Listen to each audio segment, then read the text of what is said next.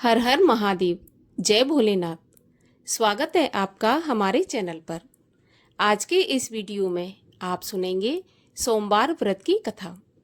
सोमवार के दिन सोमवार व्रत की कथा सुनने से हमारे मन की सभी कामनाएं भोलेनाथ की कृपा से पूर्ण होती हैं।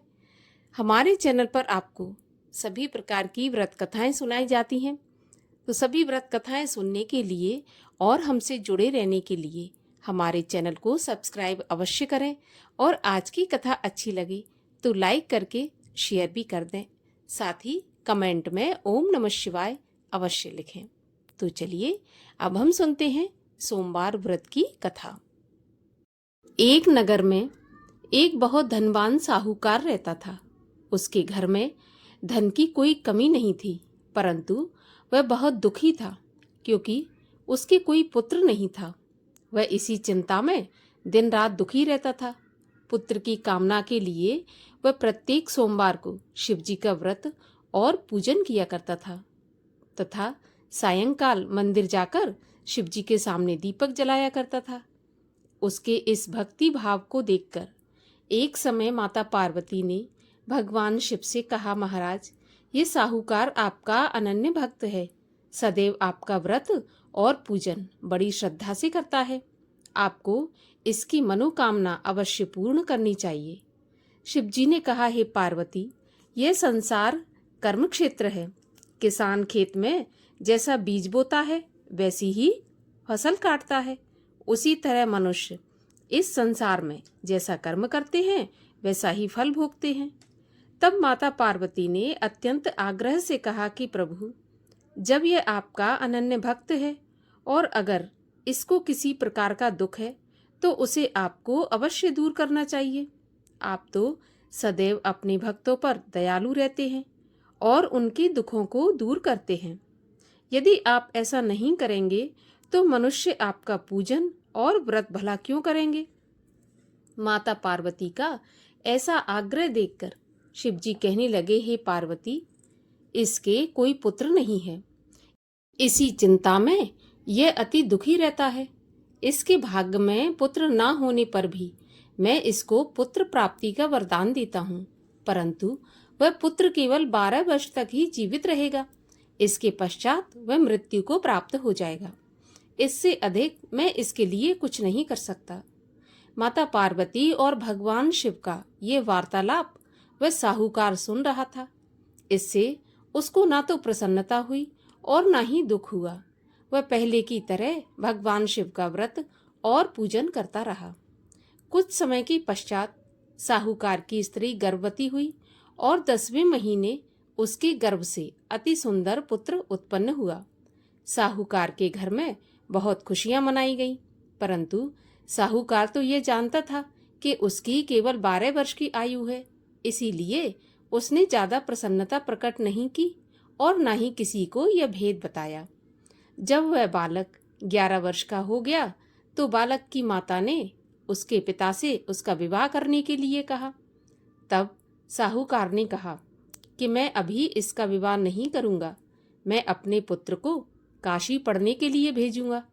साहूकार ने बालक के मामा को बुलाकर उसको बहुत सा धन देकर कहा, तुम इस बालक को काशी पढ़ने के लिए ले जाओ और रास्ते में जिन जिन स्थानों से भी जाना, यज्ञ करते हुए ब्राह्मणों को भोजन कराते और दक्षिणा देते हुए जाना।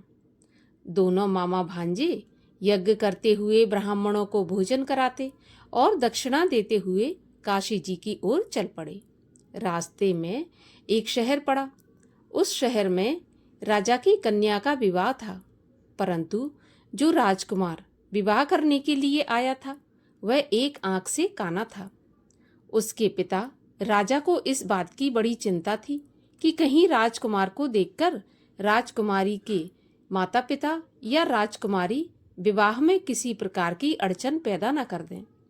जब उसने सेठ के अति सुंदर लड़के को देखा तो मन में विचार किया कि क्यों न द्वाराचार के समय इस लड़के से दूल्हे का काम चला लिया जाए। ऐसा मन में विचार कर उस राजकुमार के पिता ने उस लड़के और उसके मामा से बात की तो वे राजी हो गए। फिर उस साहूकार के लड़के को दूल्हे के कपड़े पहनाकर तथा घोड़ी पर बैठाकर कन्या के द्वार पर ले गए। सभी कार्य प्रसन्नता से पूर्ण हो गए। राजकुमार के पिता ने सोचा कि यदि विवाह का कार्य भी इसी लड़के से करा लिया जाए तो इसमें क्या बुराई है। ऐसा सोचकर लड़के और उसके मामा से कहा कि यदि आप फेरों और कन्यादान के काम को भी पूरा करा दें तो आपकी बड़ी कृपा होगी। मैं इसके बदले आपको बहुत सारा धन दूंगा। दोनों ने इसे खुशी खुशी स्वीकार कर लिया। विवाह कार्य बहुत अच्छी तरह से संपन्न हो गया। सेठ का पुत्र जिस समय जाने लगा तो उसने राजकुमारी की चुंदरी के पल्ले पर लिख दिया कि तुम्हारा विवाह मेरे साथ हुआ है, परंतु जिस राजकुमार के साथ तुम्हें विदा किया जाएगा वह एक आंख से काना है और मैं काशी पढ़ने जा रहा हूँ। सेठ के लड़के के जाने के बाद राजकुमारी ने जब चुंदरी पर ऐसा लिखा देखा तो उसने काने राजकुमार के साथ जाने से मना कर दिया। उसने अपने माता पिता को सारी बात बता दी और कहा कि यह मेरा पति नहीं है, मेरा विवाह इसके साथ नहीं हुआ। जिसके साथ मेरा विवाह हुआ है वह तो काशी पढ़ने गया है। राजकुमारी के माता पिता ने अपनी कन्या को विदा नहीं किया और बारात वापस चली गई। उधर सेठ का लड़का और उसका मामा काशी पहुंच गए। वहां जाकर उन्होंने यज्ञ करना और लड़के ने पढ़ना शुरू कर दिया। जब लड़के की आयु 12 साल की हो गई, उस दिन उन्होंने यज्ञ रच रखा था। लड़के ने अपने मामा से कहा, मामा जी, आज मेरी तबीयत कुछ ठीक नहीं है। मामा ने कहा, अंदर जाकर सो जाओ। लड़का अंदर जाकर सो गया और थोड़ी देर में उसके प्राण निकल गए। जब उसके मामा ने आकर देखा कि उसका भांजा मरा पड़ा है तो उसको बड़ा दुख हुआ। उसने सोचा कि अगर मैं अभी से रोना पीटना मचा दूंगा तो यज्ञ का कार्य अधूरा रह जाएगा। अतः उसने जल्दी से यज्ञ का कार्य समाप्त करवाकर ब्राह्मणों के जाने के बाद रोना पीटना शुरू कर दिया। संयोगवश उसी समय शिव पार्वती उधर से जा रहे थे। जब उन्होंने जोर जोर से रोने की आवाज सुनी तो माता पार्वती जी कहने लगी, महाराज, कोई दुखिया रो रहा है, इसके कष्ट को दूर कीजिए। जब शिव पार्वती वहां पहुंचे तो उन्होंने पाया कि वहां पर एक लड़का मरा पड़ा था। माता पार्वती कहने लगी, प्रभु, यह तो वही सेठ का लड़का है जो आपके वरदान से उत्पन्न हुआ था। तब शिवजी ने कहा, पार्वती, इसकी आयु इतनी ही थी और वह भोग चुका। तब पार्वती जी कहने लगी, हे प्रभु, इस बालक को कुछ आयु और दे दो, नहीं तो इसके माता पिता तड़प तड़प कर मर जाएंगे। माता पार्वती के बार बार आग्रह करने पर शिवजी ने उसको जीवन का वरदान दे दिया। शिवजी की कृपा से वह लड़का जीवित हो गया। शिवजी और पार्वती कैलाश पर्वत पर चले गए। शिक्षा पूरी होने पर वह लड़का और उसका मामा उसी प्रकार यज्ञ करते, ब्राह्मणों को भोजन कराते तथा दक्षिणा देते अपने घर की ओर चल पड़े। रास्ते में उसी शहर में आए जहां उस लड़के का वहां की राजकुमारी के साथ विवाह हुआ था। वहां आकर उन्होंने यज्ञ आरंभ कर दिया।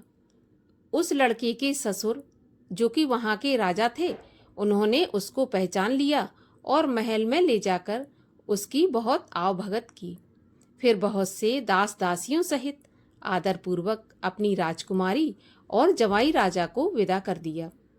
जब वे अपने शहर के निकट आए तो मामा ने कहा कि मैं पहले तुम्हारे घर जाकर तुम्हारे माता पिता को खबर करके आता हूँ। जब उस लड़के का मामा घर पहुंचा तो उसने देखा कि लड़के के माता पिता घर की छत पर बैठे थे। उन्होंने प्रण करके रखा था कि यदि हमारा पुत्र कुशलता के साथ लौट आया तो हम राजी खुशी नीचे आ जाएंगे, नहीं तो छत से कूदकर अपने प्राण दे देंगे। उस लड़के के मामा ने आकर जब यह समाचार दिया कि आपका पुत्र आ गया, तब उनको विश्वास नहीं हुआ। तब मामा ने शपथ पूर्वक कहा कि आपका पुत्र अपनी पत्नी तथा बहुत सारा धन साथ में लेकर आया है। तो सेठ प्रसन्नता से भर उठा। सेठ सेठानी आनंद पूर्वक नीचे आए। बाहर आकर उन्होंने अपने पुत्र तथा उसकी पत्नी का भरपूर स्वागत किया। सभी प्रसन्नता के साथ रहने लगे। जो कोई सोमवार के व्रत को धारण करता है अथवा इस कथा को पढ़ता या सुनता है, उसके सभी दुख दूर होकर उसकी समस्त मनोकामनाएं पूरी होती हैं तथा इस लोक में नाना प्रकार के सुख भोग कर अंत में सदाशिव के लोक को प्राप्त होता है। बोलिए भगवान शिव शंकर महादेव की जय। भगवान शिव की आरती। ओम जय शिव ओमकारा, स्वामी हर शिव ओमकारा, ब्रह्मा विष्णु सदा शिव अर्धांगी धारा।